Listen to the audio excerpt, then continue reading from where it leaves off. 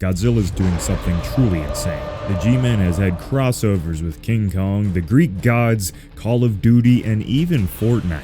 Lately, he's preferred taking care of those pesky superheroes from both Marvel and DC. Which I gotta add that Godzilla vs. Kong vs. the Justice League has been one of the best sellers in the comic crossover world in recent times. In the upcoming months, Godzilla will continue his reign of the crossovers, finishing the fight with both Marvel and DC, and then branching off to take on another legendary cast of heroes, the Teenage Mutant Ninja Turtles.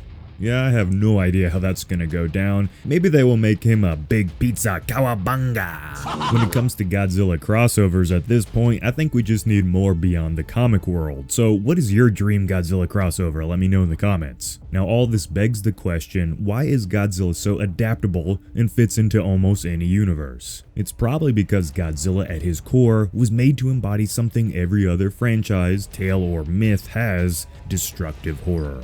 At the root of human storytelling, destruction and horror usually play a big role. We humans as a species crave hearing stories about how we can die, and this is probably just another reason why the aliens won't reveal themselves. Really what I mean is that every fictional, really even non-fictional existence can support big giant monsters that represent a massive problem to that specific world. If you think about it, Godzilla is like a dragon. He can evolve to fit any setting or universe while still retaining who he is at his core. We see stories of dragons show up all across our planet all through time, even way back in the day. Societies who had no clue the other existed on the other side of the world, many of them still somehow imagine the same giant reptilian entities who could bring terror upon them.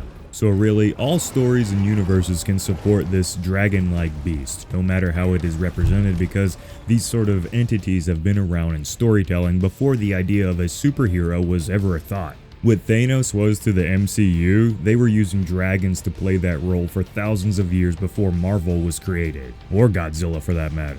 And Godzilla's not really a traditional dragon, don't get me wrong about that, but they are about as close as they can get to Godzilla from a mythological standing. Godzilla is just a modern day take on a dragon-like beast in my opinion. And with Godzilla being able to be as powerful as needed to fit whatever universe he is in, just like the old dragons, it allows Godzilla to never feel truly unplausible in his rampage against armies, superheroes, and even gods. Godzilla represents the power of nature, the earth, or whatever place that exists in that specific media, whether it's a film, comic, anything.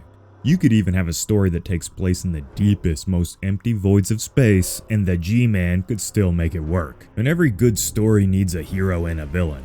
Godzilla can be both. So yet again, he's so adaptable, he can exist in any universe. That's why these crossovers keep happening. He is the divine protector, or the world-ending demon.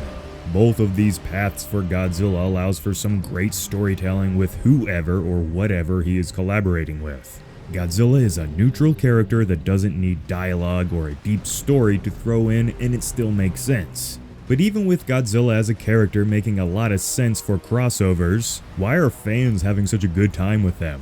Because clearly if they keep making them, they must be working. And I think there's a few reasons why. One of these reasons may be the lack of actual Godzilla or MonsterVerse content right now. There's pretty much nothing coming from those main franchises, outside of the occasional tiny bit of news. So a lot of fans are just biting at the bit to get anything. And a lot of people have always wondered what would happen if Godzilla took on Superman, for example, or the Hulk, or heck, even the Ninja Turtles. Godzilla makes everything feel like a global disaster story, which usually lights a match when it comes to entertaining us humans.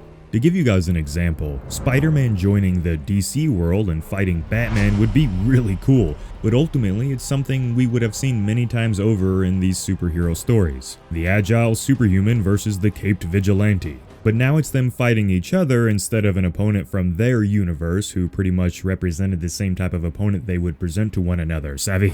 You just don't see many kaiju or massive opponents from other franchises, really. The human scale and perspective of these franchises usually means they will always combat an opponent who also shares human qualities and pretty much looks just like them. So seeing something like Godzilla take on a superhero is just new and unique and kind of fun. And this might actually be the real reason why Godzilla's just the king of the crossover world, and that's because Godzilla fans travel. And by that I mean they love to support him. We all love to see the big G-Man take on these other franchises and show them what our real powerhouse is. The Godzilla fanbase overall might be smaller than these other franchises, but our dedication is strong and we support the big guy wherever he goes, except New York for some reason. Godzilla is truly just the king of crossovers. Hey, you've made it this far in the video, thank you for that. Will Godzilla crossovers ever get old? Maybe, let me know what you think down in the comments. Technically, the Monsterverse is a Godzilla crossover, so could we expect to see more with the Monsterverse in the future, like Gamera or something coming there? Adding in potential other franchises? Only time will tell. Subscribe if you haven't already, I'll see you in the next one.